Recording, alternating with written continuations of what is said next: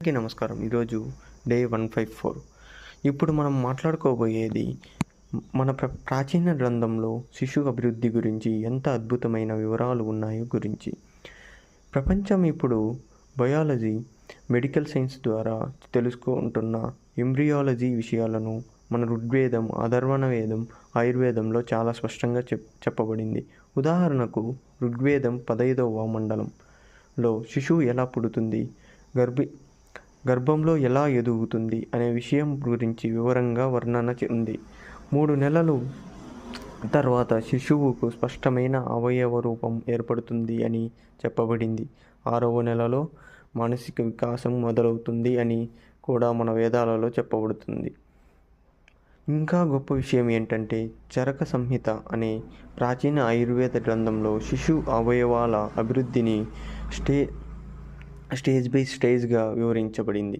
మొదటి మాసం ఫలరూపం, 2వ మాసం కర్ణ, నాసిక, నేత్ర మొదలు అవయవాల రూపం మొదలు, 3వ మాసం చలనశక్తి మొదలవుతుందని చెప్పబడ్డాయి.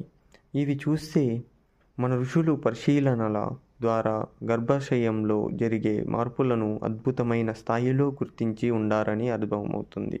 ఇంకా విశేషం ఏంటంటే, గర్భోపనిషత్తు అనే ప్రత్యేక ఉపనిషత్తు ఉంది.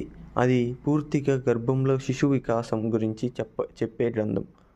ఒక శ్లోకంలో ఇలా చెబుతారు: గర్భస్థస్య శరీరమత్తః కర్మణ సంభవతి.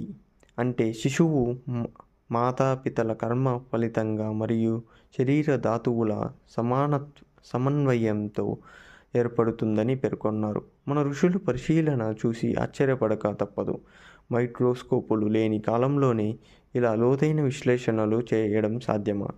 సూటిగా చెప్పాలి అంటే, ప్రపంచం ఇప్పుడే కనుగొంటున్న ఎంబ్రియాలజీ మన వేదకాలంలోనే ఉందని చెప్పవచ్చు. సనాతన ధర్మం అంటే మినహాయింపు కాదండి, శాస్త్రీయ జీవన శైలికి మాతృక.